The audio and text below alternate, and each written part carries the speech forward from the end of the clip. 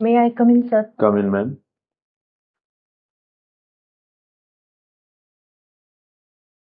Namaste. नमस्ते, बैठिए। Thank you, sir. हाँ जी मैम, क्या करते हो अभी आप? अभी सर मैं कंपटीशन एग्जाम की जो है तैयारी कर रही हूँ सर। हाल फिलहाल में कौन सा एग्जाम दिया आपने? सर मैंने HSCC में जो है TGT मेवात कैडर में जो है मैंने TGT लेवल का एग्जाम दिया सर। और अभी PGT का दिया है सर मैंने। ठीक है। आपने अभी बोला सर मैंने मेवात कैडर, ये मेवात कैडर और रेस्ट ऑफ हरियाणा ये दोनों अलग अलग क्यों बनाए गए? सर मेवात में जो है बैकवर्ड थोड़ा एरिया है और वहाँ पर जो है टीचर मतलब वहाँ पर काम करने के लिए तैयार नहीं है, तो सर इसलिए वहाँ पर जो है अलग कैडर बनाया गया है सर। तो इससे स्थिति सुधरेगी? हाँ सर, अब उनको ये होगा ना कि परमानेंट वहाँ पे ज्वाइनिंग होगी तो वहाँ पे अच्छे से वो अपनी जो है सेवाएं देंगी सर। ठीक है। अपनी क्वालिफिकेशन के बारे में बताइए। सर मैंने 2013 में अपनी ग्रेजुएशन की है। उसके बाद सर मेरा 2 साल का जो है गैप ईयर रहा है। और फिर सर मैंने 2017 में डीएड की है। और 2020 में सर मैंने बीएड की है। और 2023 में सर मेरी एमए कंप्लीट हुई है सर। डीएड की क्या फुल फॉर्म होगी? Diploma of education sir. और B Ed? Bachelor of education sir. Bachelor of education. Education क्या होती है? सर एजुकेशन जो बेसिकली होता है कि हमारी जो समझ का जो डेवलपमेंट होगा सर, हमारी जो डिसीजन मेकिंग एबिलिटी है वो स्ट्रांग होगी। और हमारा जो ओवरऑल डेवलपमेंट होगा सर इससे। और जो हमारी पर्सनालिटी है उसमें जो है चेंजेस आएंगे सर। ठीक। न्यूज़पेपर पढ़ते हो आप? जी सर। कल 12 जनवरी को माननीय हमारे मुख्यमंत्री श्री नायब सिंह सैनी के द्वारा कुछ शुरुआत की गई है, जी सर। उसके बारे में बताइए। जी सर, हमारे जो सीएम सर है माननीय श्री नायब सिंह सैनी जी ने सर जो हरियाणा में है न्यू एजुकेशन पॉलिसी है उसका इम्प्लीमेंट किया है सर 12 जनवरी से। और इसमें कहा गया है कि क्लास 7 तक जो है न्यू एजुकेशन पॉलिसी इम्प्लीमेंट हो जाएगी। और इसमें कक्षा 8 जो है उसमें श्री भगवद गीता का जो है एक विषय बनाया जाएगा इसके बारे भगवत गीता में। जी सर। किसके द्वारा लिखी गई है भगवत गीता? महर्षि श्री वेद व्यास जी द्वारा सर। वेद व्यास द्वारा। जी सर। ठीक है। ये बताइए जैसे भगवत गीता का कोई भी श्लोक बता सकते हो आप, कोई भी? सर अभी नहीं बता? हाँ सर एक पता है। बताइए। कृष्णाय वासुदेवाय हरिये परमात्मने प्रणत क्लेश नाशाय गोविंदाय नमो नमः। ठीक। हरियाणा की धार्मिक नगरी किसको कहते हैं? सर कुरुक्षेत्र को सर। क्या रीजन है? क्योंकि यहाँ पर सर भगवान श्री कृष्ण ने जो है श्री भगवत गीता का उपदेश कृष्ण अर्जुन को दिया था सर। चलो आप ये बताइए, जो कुरुक्षेत्र है उसको एक विश्व स्तर पर पहचान मिले तो इसके लिए क्या किया जा सकता है? ज्यादा से ज्यादा टूरिस्ट वहां पे आए तो क्या किया जा सकता है? सर हम देखते हैं कि यहाँ पे जो है महाभारत का युद्ध हुआ था। और सरकार कर भी रही है सर, जैसे गीता महोत्सव है तो यहाँ से भी जो है देश विदेश से जो है पर्यटक आते हैं यहाँ पे देखने के लिए गीता महोत्सव को। और हम हमारे गीता का उपदेश दे सकते हैं सर, तो इस से हम जो है कुरुक्षेत्र को जो है विश्व स्तर पर जो है दर्शनीय बना सकते हैं सर। ठीक है। आप हिस्ट्री के अध्यापक बनने जा रहे हो, जी सर। आपने इसी विषय को क्यों चुना? सर मुझे लगता है कि प्रोफेशन के तौर पर हमें उस को चुनना चाहिए जिसमें हमारा इंटरेस्ट होता है सर। तो मुझे बचपन से जैसे कहानियां सुनने का शौक था और जब मैं स्कूल लेवल पर इस विषय को मैंने पढ़ा तो मेरा इंटरेस्ट और भी बढ़ा सर, इसलिए सर मुझे लगता है कि मुझे आपने कहा कि बचपन में मेरे को कहानियां सुनने का और पढ़ने का भी शौक था। जी तो पंचतंत्र की कहानियां आती हैं, किसके द्वारा लिखी गई है बुक ये? सर विष्णु शर्मा के द्वारा। विष्णु शर्मा के द्वारा। ठीक है।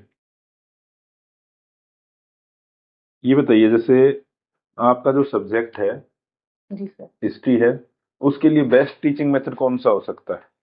सर हिस्ट्री के लिए हम देखते हैं कि हर टॉपिक के लिए अलग मेथड होता है सर। हम्म। लेकिन स्टोरी टेलिंग अच्छा रहेगा सर इसमें। क्योंकि इसका जो जितना हमें लेक्चर मेथड से डिलीवर करना होता है सर, क्योंकि हमें हमारे टाइम के अकॉर्डिंग सिलेबस कंप्लीट करना होता है सर, तो उसके लिए लेक्चर मेथड है। लेकिन उसमें हम अगर स्टोरी टेलिंग के थ्रू अगर बच्चे को कराएंगे तो बच्चे उसमें जो है इंटरेस्ट भी लेंगे और वो विषय रुचिकर भी हो जाएगा सर।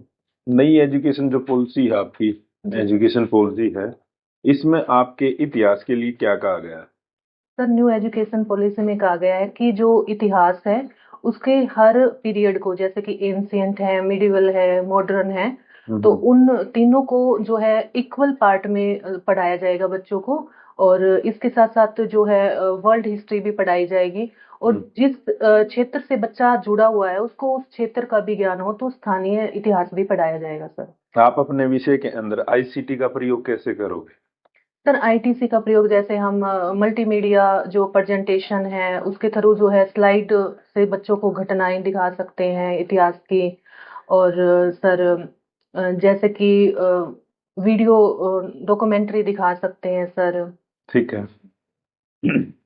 यदि आप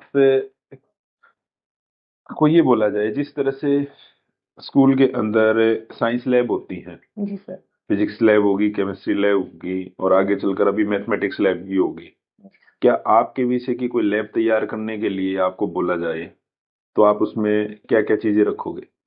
जैसे सर हम लैब में जो है प्रति मॉडल रख सकते हैं सर।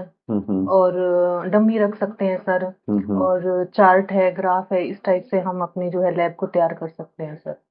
क्या आगे चलकर आपके सब्जेक्ट के लिए लैब का कंसेप्ट आ सकता है? जी सर, आ सकता है। ठीक है। चलो ये बताइए, टीचिंग मेथड्स क्या होते हैं? टीचिंग मेथड सर, टीचर का वो मतलब हम कह सकते हैं एक हथियार होता है जिसके थ्रू जो बच्चों को वो इजी वे में सिखाए और अपना जो कंसेप्ट है वो बच्चों को अच्छे से डिलीवर कर सके और बच्चे उसके जो लेक्चर में जो है इंटरेस्ट ले सर। क्या सभी बच्चों को क्लास के एक ही टीचिंग मेथड से पढ़ाया जा सकता है? नहीं सर, क्लास में हर बच्चे का जो लेवल है अलग अलग होता है सर। तो ये जो आपने कहा कि क्लास के अंदर हर एक बच्चे का लेवल अलग अलग होता है, ये कैसे डिसाइड किया जाता है कि इस बच्चे का लेवल ये है, इसका लेवल ये है, इस तरह से? सर ये एक साइकोलॉजी में जैसे कि कंसेप्ट भी होती है कि आईक्यू लेवल निकालते हैं सर, उसके थ्रू भी पता चलता है। और वैसे हम क्लास में ऑब्जर्व करते हैं तो भी हमें पता चल जाता है कि कौन स्लो लर्नर है और कौन बच्चा जो है आईक्यू का क्या फॉर्मूला होता है? आईक्यू का फॉर्मूला होता है sir chronological age, mental age, mental age into, नहीं sorry, mental age, mental age upon chronological age into 100 sir. यहाँ पे मेंटल एज की बात की आपने, मेंटल एज क्या होती है? मेंटल एज सर बच्चे की मतलब समझने की कितनी एबिलिटी है वो मेंटल एज में आएगी सर। और सीए? जो उसकी वास्तविक एज है सर। वास्तविक एज है। यदि एक क्लास 10th का बच्चा 12th क्लास की प्रॉब्लम को सोल्व कर लेता है तो उसकी मेंटल एज कितनी हो सकती है और उसकी क्रोनोलॉजिकल एज कितनी हो सकती है?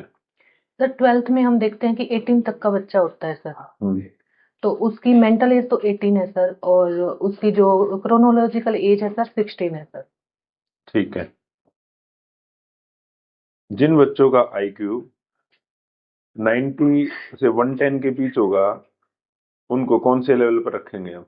उनको सामान्य की श्रेणी में रखेंगे सर। सामान्य।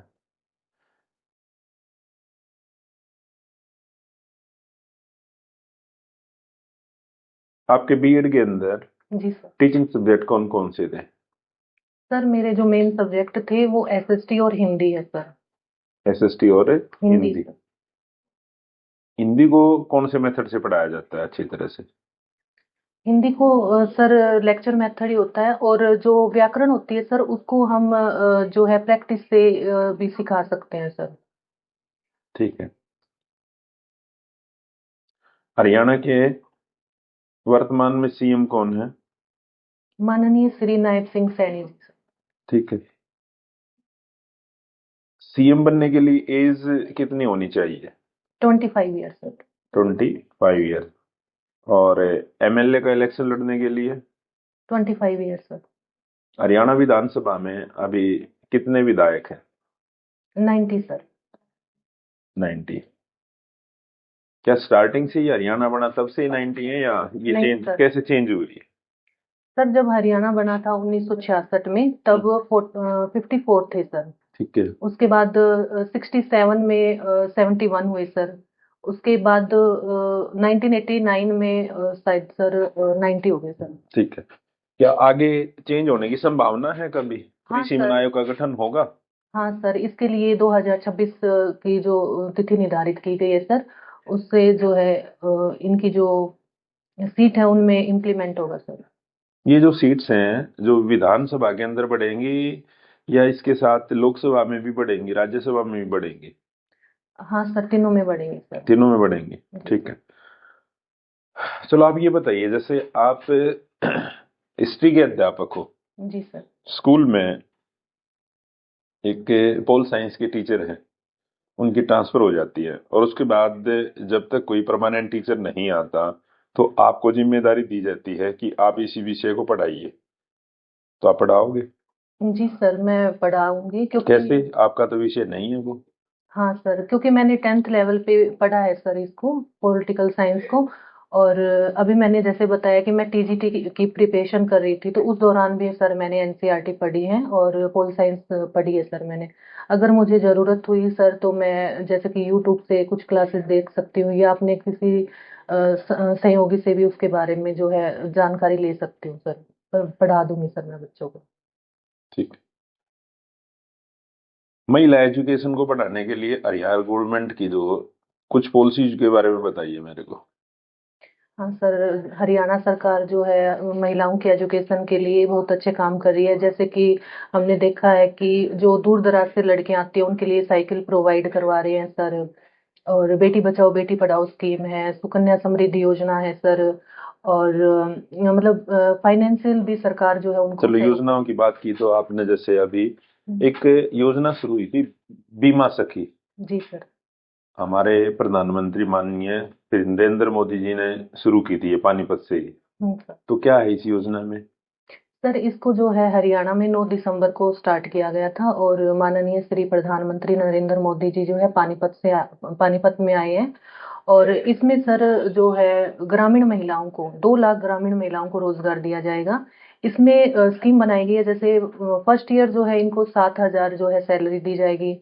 और सेकंड ईयर इनको 6,000 सैलरी दी जाएगी, और थर्ड ईयर जो है 5,000 सैलरी दी जाएगी। और इसमें मतलब कि एलआईसी से इनको जोड़ा जाएगा, और ठीक है। ग्रामीण लेवल पर रोजगार दिया एनईपी जाएगा। 2020 का स्ट्रक्चर क्या है? सर 5+3+3+4 है सर। इससे पहले 1986 की जो पॉलिसी थी उसका स्ट्रक्चर क्या था? उसका सर 10+2। 10+2 2। या 3? टेन हाँ, plus two two plus plus three three sir. ठीक है। आप एक अंतर बताइए मेरे को कि सर ये जो पीछे वाली जो पॉलिसी थी और नई पॉलिसी है, इसमें मेजर मतलब एक डिफरेंस बताइए। सर अब जो नई न्यू एजुकेशन पॉलिसी है, इसमें सरकार ने जो है वोकेशनल जो है एजुकेशन की बात की है, 6 क्लास से स्टार्ट कर देंगे सर। तो ये मेजर इसमें डिफरेंस है सर। ठीक है। ठीक है। ये बताइए आपको इतिहास का कौन सा पक्ष अच्छा लगता है? सर वैसे इतिहास में तीनों ही पक्ष मुझे अच्छे लगते हैं। हम्म। और एक विशेष रुचि होती है आपकी कौन से इसमें? मॉडर्न में सर। मॉडर्न में?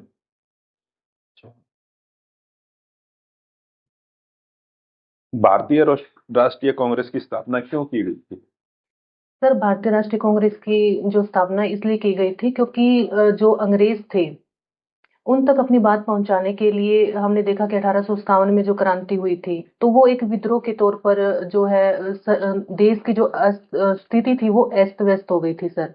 तो इसके लिए जो हमारे बड़े बड़े नेता थे, जो शिक्षित वर्ग था, उन्होंने एक ऐसे संगठन की स्थापना करने का विचार किया जिससे वो अपनी बात जो है जो है अंग्रेजी प्रशासन तक पहुंचा सके सर। इसलिए वंदे मातरम आंदोलन जी चला सर। था, जी सर। जानते हो इसके बारे में कुछ? जी सर। बताइए। सर वंदे मातरम जो है ये बंगाल विभाजन के बाद जो आंदोलन स्टार्ट हुआ था, उसके दक्षिण भारत में ये वंदे मातरम आंदोलन आंध्र प्रदेश से स्टार्ट होता है सर। ठीक है। कांग्रेस के अंदर तीन नेता थे, लाल पाल पाल। जी सर। ये कौन थे? सर ये कांग्रेस के गरम दल के नेता थे सर, बाल गंगाधर तिलक, विपिन चंद्र पाल और लाला लाजपत राय सर। ठीक है। कांग्रेस पर नरम दल का प्रभाव कब तक रहा? सर 1885 से 1905 तक जो है गरम दल का प्रभाव, नरम दल का प्रभाव था सर। भारत की आजादी में आप क्रांतिकारी आंदोलन की भूमिका को किस तरह से देखते हो? सर हम देखते हैं कि जब नरम दल के नेता थे, उनकी अनुनय विनय की नीति जो थी वो भारतीयों को रास नहीं आ रही थी सर। तब जो युवा वर्ग थे वो एक क्रांतिकारी वर्ग के रूप में उभरे सर। उनका मानना था कि हमें जो है अंग्रेज के सामने गिड़गिड़ाने की जरूरत नहीं है, हम हमारे काबिलियत पर जो है आजादी प्राप्त कर सकते हैं। तो इसलिए उन्होंने सर जो हम देखते हैं कि विद्रोह किए, कई अंग्रेज अफसर थे उनका जो उनकी हत्या कर दी गई थी। तो उनका एक ये था कि हम जल्दी से जल्दी जो है आजादी प्राप्त कर लें, उनका ये मोटिव था। चापेकर बंधु, जी सर। उनके बारे में क्या जानते हैं? चापेकर बंधु सर ये महाराष्ट्र में एक्टिव थे, और जब पुणे में प्लेग फैला था तो उस दौरान जो है इन्होंने जो अंग्रेज अधिकारी थे एमसर्ट और रेंडे, उनकी जो है हत्या कर दी थी सर। उधर के कमिश्नर थे सर ये।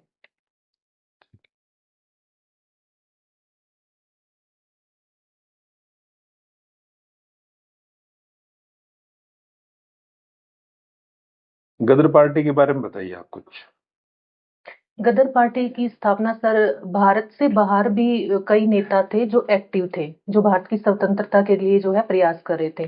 तो गदर पार्टी की स्थापना लाला हरदयाल सिंह, सोहन सिंह भाकना, इन सब ने जो है सैन फ्रांसिस्को में की थी सर, अमेरिका में की थी। और उधर से ये भारत की आजादी के लिए जो है संघर्ष थे। ठीक है, कौन सा टॉपिक तैयार है आपका?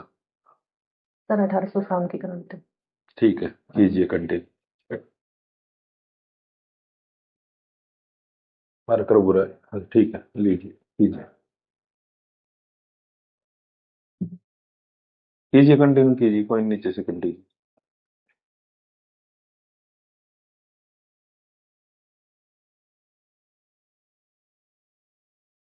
आज का हमारा टॉपिक है 1857 की क्रांति।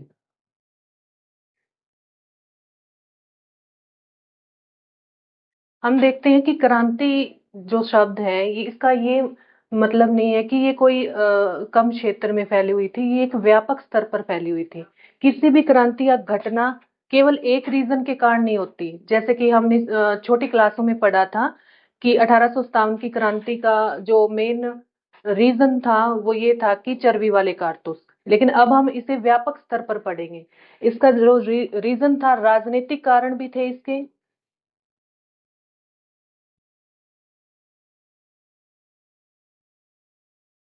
इसके आर्थिक कारण भी थे,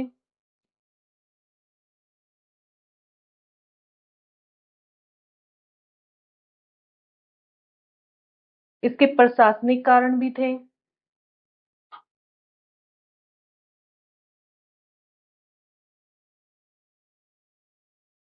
ठीक है मैडम, आप ये बताइए जैसे क्रांति और विद्रोह में क्या अंतर होता है?